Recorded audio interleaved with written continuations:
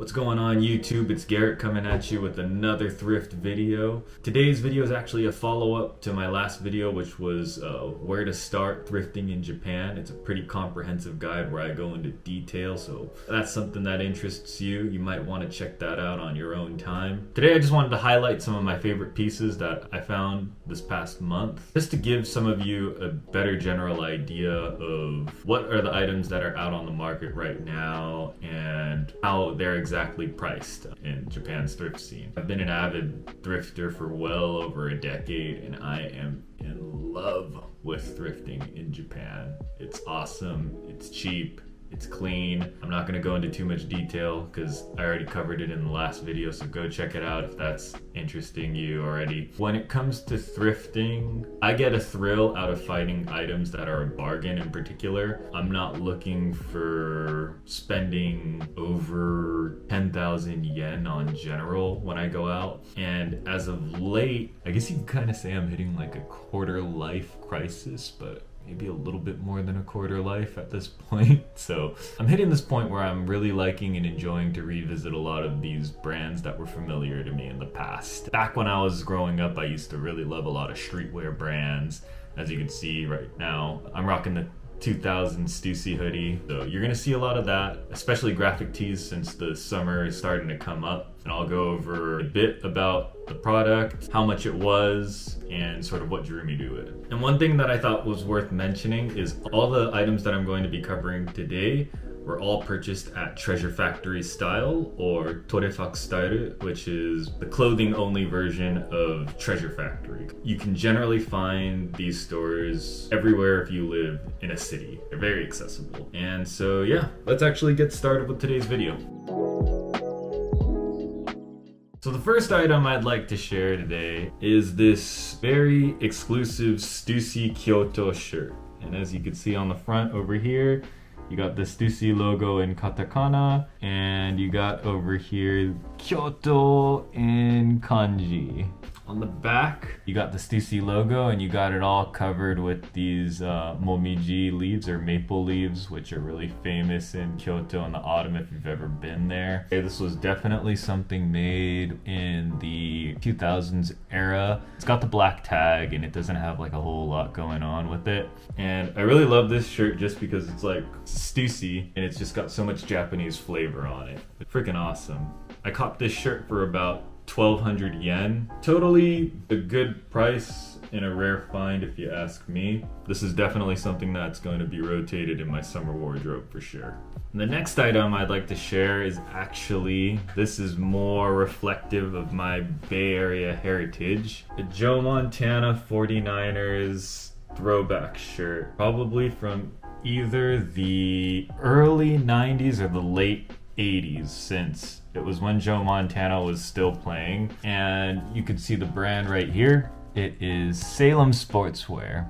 And so what that means is, when I did a little bit of research, Salem Sportswear was one of the main players for creating a lot of American team sports shirts during the 80s and 90s period. But in 1993, they were bought out by Fruit of the Loom.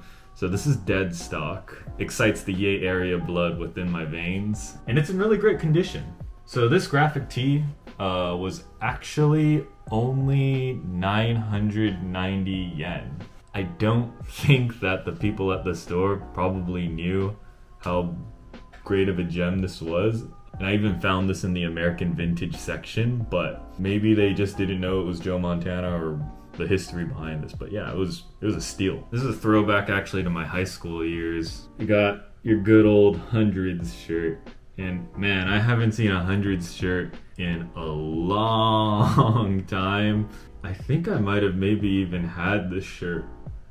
Totally brought back nostalgic vibes for me personally. That was it. This is like gonna be a bit oversized on me. This one was actually about 1,400 yen. I don't even think that the Hundreds is like I know Stussy right now is starting to make a little bit of a revival, a little bit of a comeback. I don't think the Hundreds is hitting the market as hard right now, but I have a prediction probably in the next 5 years, we're gonna start seeing the Hundreds aging and being in more demand coming up. So you saw it here first. I'm copping this one today, and I'm definitely gonna be rocking this bad boy in the summer. Again, another throwback, just a random Mossimo shirt from the 90s. It's got these medallion patterns on this. Definitely free size. Like, this thing's way too big for me, but probably tuck it in with a pair of black skinnies. You see it's got the logo over here, good patchwork. And then over here, you got the original Mossimo tag. Definitely going to be rolling up the sleeves and wearing this oversized, and it was only about 1,400 yen. I'm really excited to wear this one out to like maybe like a summer festival or something like that. Anybody knows James Perse? Awesome luxury brand from LA. Back in the day when I used to work at Nordstrom's, I refused to wear any other shirts except for James Perse just because I love the way that they fit. I love the feel of it. And as you can see on the back over here, this is actually an exclusive James Perse Tokyo 2020 shirt in tribute to the Olympics. So you got Tokyo and you got a list of all the different sports that were participating. And over here on the side, you got the rising sun on the sleeve. In the last couple years, I've seen so many different types of Olympic shirts out there. Of course, from Nike and from their own Olympic brand and Adidas. But like, this is definitely the best quality Olympic shirt that I've seen out of all the Olympic shirts, since it's James Perse, soft to the touch. And this was about 2,000 yen. But I know when I read about it on a blog, they said that these shirts were being sold in limited stock throughout the James Perse stores in Tokyo only. So I think there's only like 7 locations from my understanding. So I'm really stoked that not only was I able to find this, but find it in my size, which is super awesome. It is a D2 shirt, kind of like a Tiffany & Co. collaboration. As you can see, it doesn't say Tiffany & Co., it says Twinfany & Co. It's the same font, and of course, this is an iconic Tiffany blue shirt. If you know about D2, they're a designer brand coming out of Canada, and the founders are twins. So this is kind of a wordplay to sort of shout out the twins. I bought this one for about 3,000 yen. The last item I want to share with you all, found this really awesome BAPE Godzilla collaboration shirt. You can see over here, you got baby Milo riding on the top of Godzilla's head. The whole family's all here. And on the back of the shirt, you can see it's got all the katakana writing, featuring all the different lineups and fights that the Godzilla series has had. This was actually a collab which was released back in 2016 in Shinjuku. This shirt was about 3,200 yen, so a little bit more on the expensive side when it comes to the kind of clothes that I'm looking for, but I just couldn't pass it up. And yeah. So anyways, thanks for checking out today's video. Feel free to like and subscribe if you like this kind of content. I'm hoping to make some more thrift hauls in the future as they come. That's all for me today. See you on the next thrift haul. Happy hunting. Peace.